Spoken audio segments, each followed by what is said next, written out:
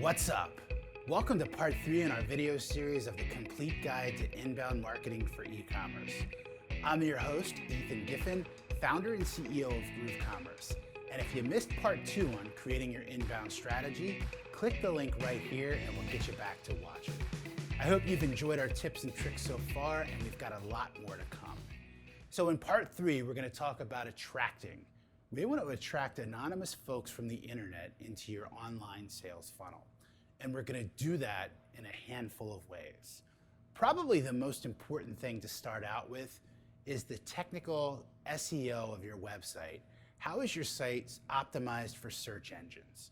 And that's going to boil down to a lot of different factors these days that's really changed and evolved in the last 10 years. URL of your pages and slugs are always really important. And when you're putting those together in your e-commerce platform, you need to pay attention on how they're imported. Next, we want to think about page titles. We often use the product name as well as modifier words like buy in those page titles. Then it's the meta description. You want to have a unique meta description on every single page.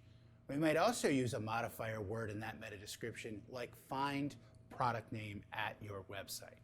There's a lot of different ways that we can put that together to dynamically add keywords in there to help the site rank better. Next, you want to think about your H1 and H2 and H3 tags.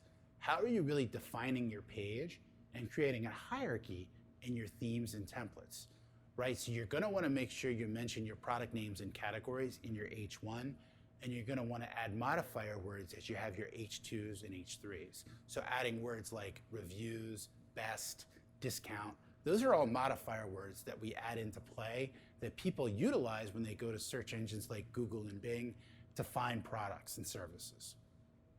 Next, we want to think about your multimedia. Do you have proper alt text on all of your images on your product pages and category pages? You want that alt text to really back up the main keyword for your pages. You can dynamically add that as well, and we oftentimes add a word like discount into that alt text. You may say, hey, I don't want to have the word discount on my website, but people are utilizing that to search in Google for your products, and it's an easy way to kind of maybe find and own a certain word that has a very, very long tail aspect to it. Next, you want to take advantage of all the available rich snippets that are available to really get shown in the knowledge graph in Google. And you may say, what's the knowledge graph? It's that big gray bar on the right-hand side that contains all the information about your website. There are things like site search. You can actually tell Google and allow them to use your site search and have that show up in the SERPs, the search engine results pages. There's product level rich snippets. There's review rich snippets that show stars in Google. You want to leverage each and every one of those things that are available for you. And they're constantly updating and coming out with new types of rich snippets that are available. We've got some great blog posts available on our website to talk about this. Once we've really optimized the site from a technical standpoint from SEO, we need to start generating content that's going to get it found in search engines. So blogging, you want to make sure that you're blogging at least 1 to 2 times a week, if not more, if you need higher traffic volumes. You want to be creating unique content, unique special content, things like gift guides and buyer's guides. This really allows you to build out your content on your website and rank for very specific terms. You want to be generating ratings and reviews for your products. This is going to be talked about deeper in the delight stage, but it actually really impacts the attract stage. Again, you want those stars to show up in Google. You want that user-generated content to make your product pages unique and add to the word count on your pages. You want to share all of these things through social media. So make sure that you're having an adequate schedule. Tweeting something once just isn't enough.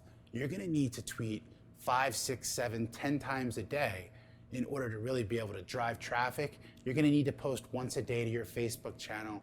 You might need to hit Pinterest 5 or 6 times a day, and you're definitely going to need to utilize Instagram in all of your aspects of your marketing as well, posting at least once a day there. So you really want to build channels to share all of that content out. The next strategy that people often utilize is really local events and trunk shows.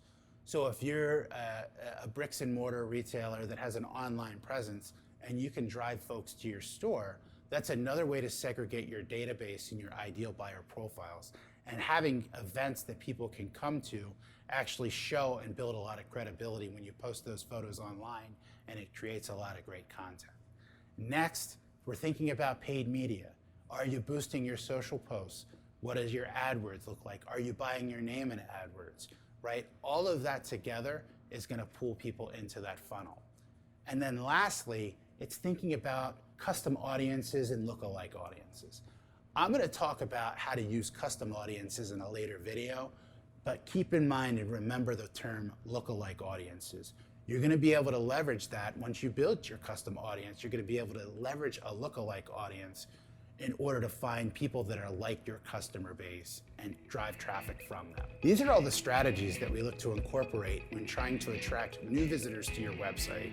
We hope you'll stick around for the next phase of converting.